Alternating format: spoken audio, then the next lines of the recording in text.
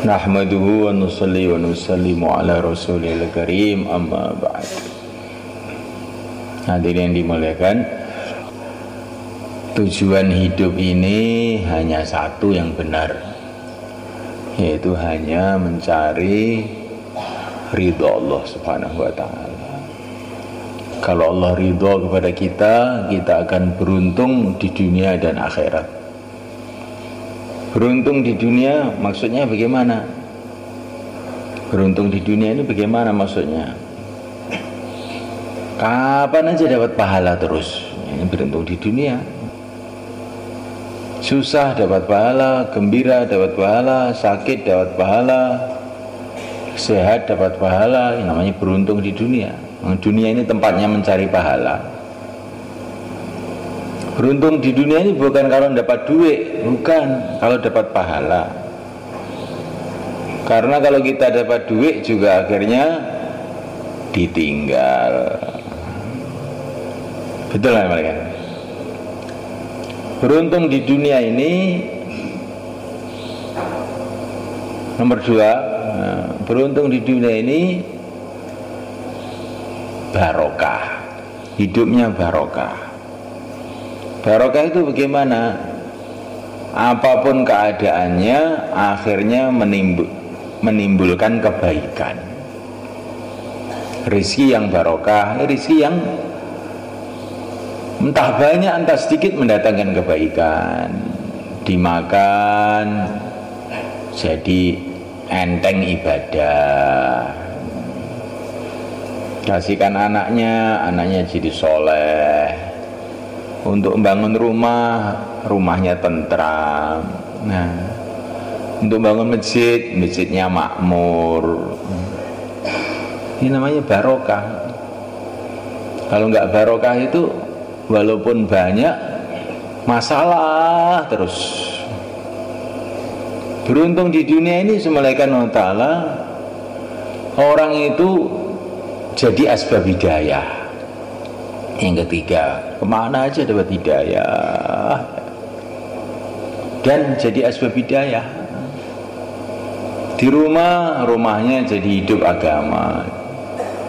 Di kampung, kampungnya jadi hidup agama. Di mana-mana jadi asbab hidayah. Semoga termasuk kita semua, malaikat. Di mana aja dapat pahala, apa saja barokah, terus asbab hidayah. Itu namanya orang beruntung di dunia ini. Ini kalau orang sudah diridhoi oleh Allah itu begitu itu. Kalau orang itu tidak dapat ridho Allah, dapat dosa aja. Sampai di masjid ya dapat dosa. Di masjid malah nyolong serandal. Di masjid malah bikin kerusakan, gunjing orang. Masjid itu tempatnya ibadah, malah untuk berdosa. Terus apa-apa tidak barokah kalau nggak beruntung itu. Kelihatannya duitnya banyak, tapi malah masalah aja. Usaha apa saja akhirnya masalah.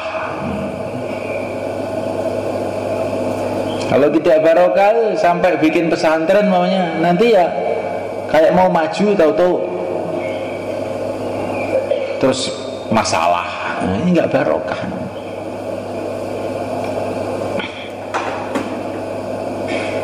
Semoga Allah selamatkan kita semua. Terus di mana aja di asbab hidayah. Ada orang tuh di mana saja asbab datangnya fitnah. Orang tentrem dia datang terus jadi berantem. Orang taat datang dia terus jadi pada maksiat. Ini namanya orang yang tidak jadi asbab hidayah. Kalau jadi asbab hidayah itu orang gegeran dia datang jadi tentrem. Nah, Masya Allah. Orang maksiat dia datang pada tobat. Semoga kita jadi orang yang beruntung. Nah, untuk mendapatkan ridha Allah itu semulaikan hanya Kalau kita ini sibuk di dalam kehidupan yang mulia Nabi Agung Muhammad SAW, nah nggak ada jalan lain. Kalau orang itu sibuk dalam kehidupan Nabi, ya dapat ridho Allah, tapi pakai syarat ikhlas.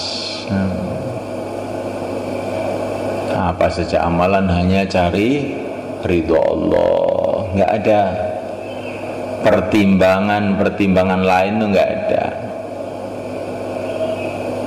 Supaya orang suka, supaya orang memuji, supaya dikatakan pejuang, ahli korban, supaya dikatakan orang baik, enggak.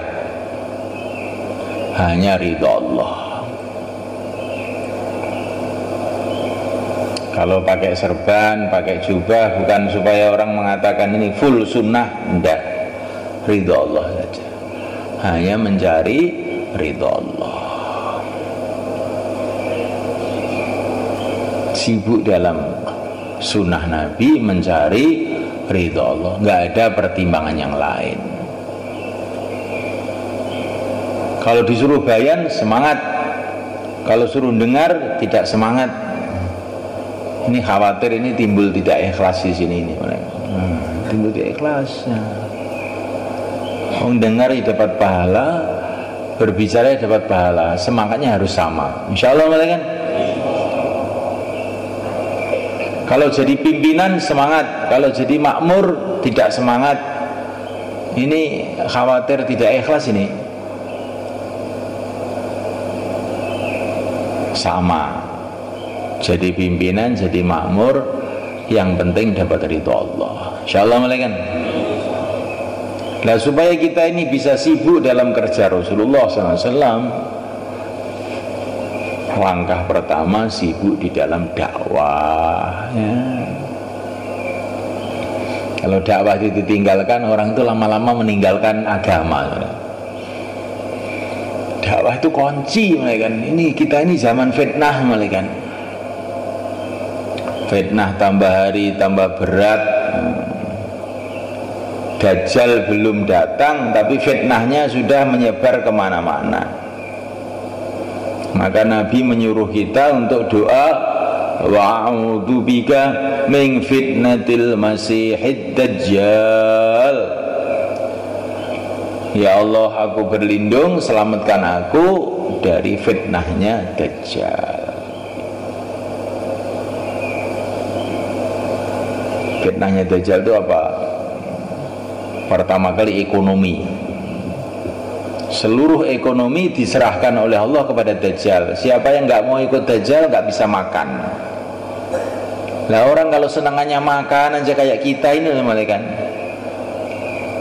Kalau Dajjal datang apa nggak jadi muridnya langsung?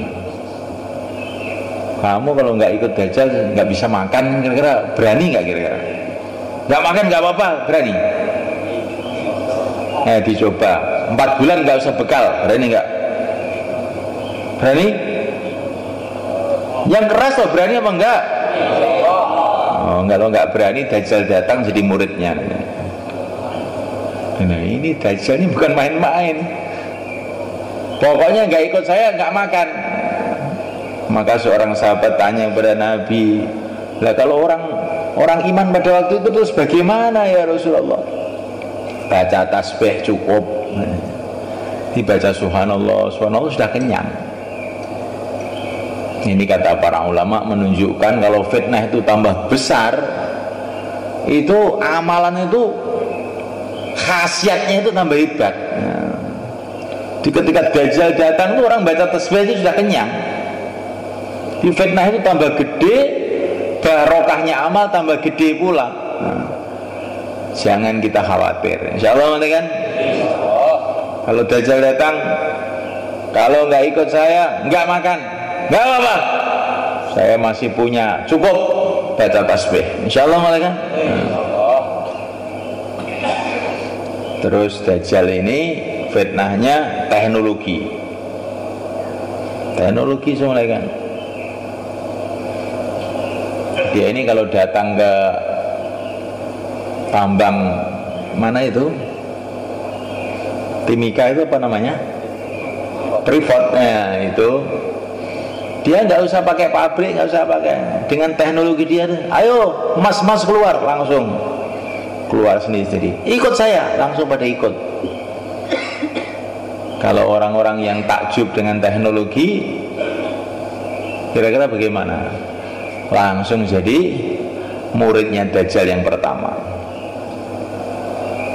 Dan dia ini dukun paling hebat malah Dajjal itu. Sihir. Orang mati, bangun, langsung bangun. Padahal setan yang bangun itu bukan orang mati itu. Terus orang mati itu bilang, ini Tuhan kamu.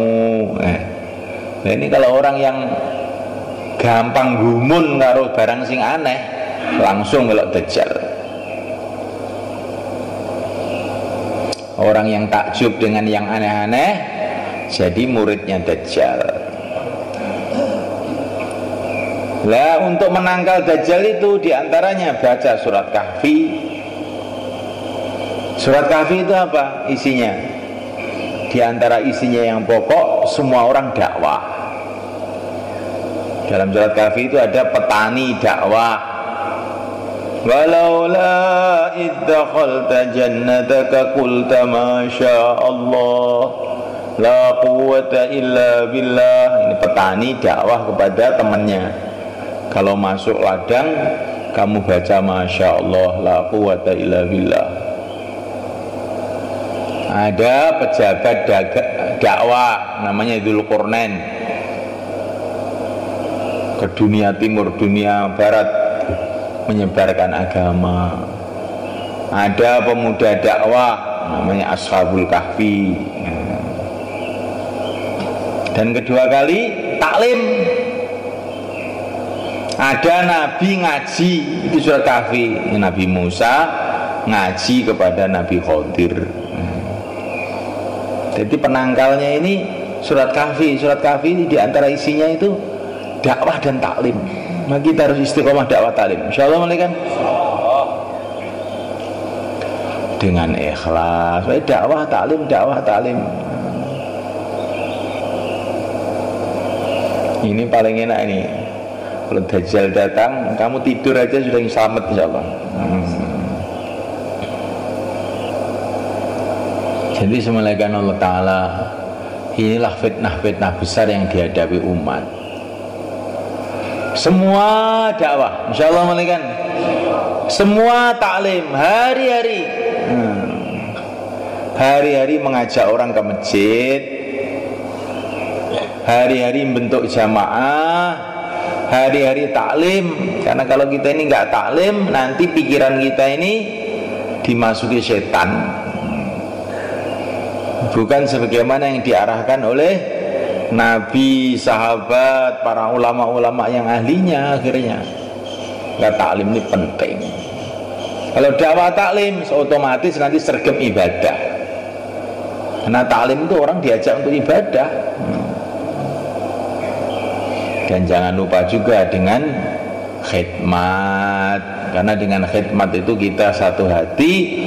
Dengan satu hati bisa kerjasama. Dengan kerjasama mudah ngamalkan agama. Insyaallah malaikat, kita niatkan semua mencari ridho Allah. Untuk ini semua kita perlu latihan. Latihan pertama 4 bulan. Maka silahkan berdiri 4 bulan, 40 hari tambah masa, silahkan berdiri ke belakang. Qabalallah.